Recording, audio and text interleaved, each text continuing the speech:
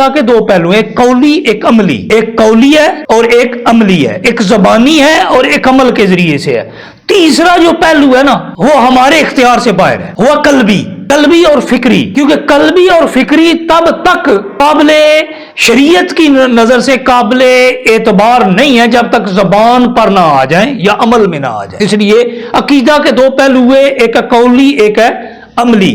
قولی پہلو جو ہوتا ہے وہ زبان سے کچھ الفاظ کے ادائیگی کا نام ہے، اور عملی ہے کردار سے، اپنے عمل سے کسی چیز کا اقرار یا انکار کرنا، کسی چیز کی نفی کرنا یا کسی کو ثابت کرنا۔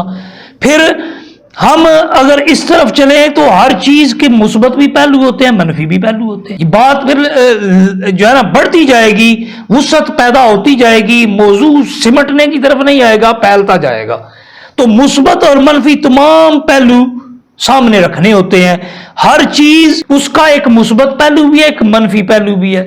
مثبت جو پہلو ہے اس کے کام کرنے کی طرف لے جاتا ہے، اور منفی پہلو کام چھوڑنے کی طرف لے جاتا ہے۔ تو اس اعتبار سے اگر ہم شریعت کے انداز دیکھیں تو شریعت میں اس کے اندر جو ہے نا مختلف درجات آتے ہیں، 6 درجات آتے ہیں۔ وہ 6 درجے کیا ہیں جو ہمارے جو ہے نا اوامر اور نواہی کی صورت میں ہمارے سامنے موجود ہیں، احکام امر اور احکام منہی، احکام نہی جو ہیں وہ ہمارے سامنے موجود ہیں۔ اگر ہم ان پر غور کریں تو 6 درجات ہیں، ایک دوسرے کے تقابل میں آتے ہیں۔ نمبر 1 پر آتا ہے فرض، اور اس کے فرض وہ ہے جس کو ہم چھوڑ ہی نہیں سکتے کسی صورت، اس سے جان نہیں چھوٹے گی۔ مثلا نماز ہے تو نماز کی ادائیگی لازم ہے، فرض ہے۔ میں نے ایک احکام کی بجائے اعمال میں سے ایک مثال دی، اور جو احکام عقائد میں سے آتا ہے تو سب سے پہلا ہے وہ عقیدہ توحید۔ اگر اس پر بات کریں تو یہاں پر بھی فرق کرنے کی ضرورت ہے۔ جو سورہ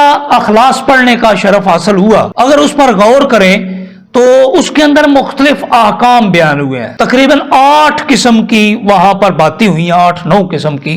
سو اللہ تعالیٰ نے جو ہمیں حکم دیا ہے ان میں سے پہلی آیت ہے قل هو اللہ احد۔ رب کائنات فرماتا ہے قل هو اللہ احد، فرما دیجئے اللہ ایک ہے۔ احدیت، وحدت بیان ہوئی ہے۔ پہلا اس آیت کے 2 حصے ہیں، نمبر 1 ہے قل، دوسرا ہے هو اللہ احد۔ پہلی میں کیا ہے؟ مقام رسالت بیان ہوا ہے، اور رسالت کی کیا وجہ ہے، رسالت کو کیوں ہمارے لیے لازم قرار دیا گیا ہے، رسالت کا کیا مقام ہے وہ بیان ہوا ہے۔ دوسرے حصے میں اللہ نے اپنی احدیت یا وحدانیت کا اعلان فرمایا۔ احدیت کیا ہے؟ وہ احد ہے، واحد ہے۔ احدیت یہ ہے کہ وہ ایک ہے، اور وہ ایک ہے، اسے آپ کسی اور حیثیت سے باس میں لا ہی نہیں سکتے۔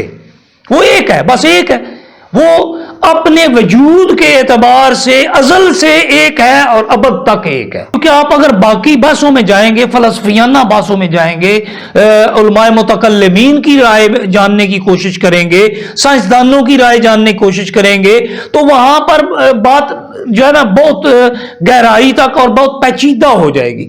صرف آسانی اسی میں ہے کہ ہم قرآن کو سمجھے۔ قرآن کیا کہتا ہے؟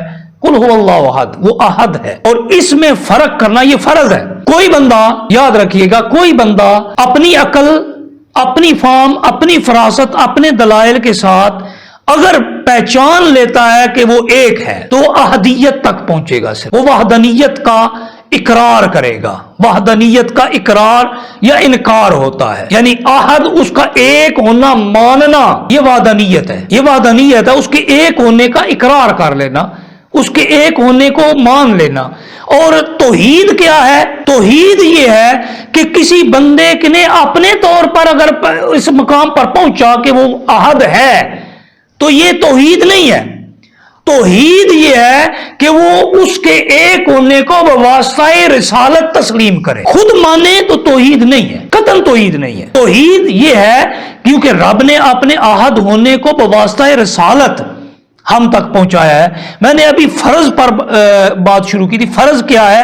فرض ہے اس کو ایک ماننا، اس سے انکار ممکن ہی نہیں ہے۔ تو عقیدہ توحید یہ ہے کہ آپ نے جو بھی اس کو ایک ماننا ہے، اس کی وحدانیت کا اقرار کرنا ہے، وہ اپنے طور پر نہیں، بواسطہ رسالت کرنا ہے۔ اگر آپ خود کریں گے تو وہ توحید نہیں ہوگی۔ وحدانیت ہوگی، احدیت ہوگی، عقیدہ توحید نہیں ہوگا۔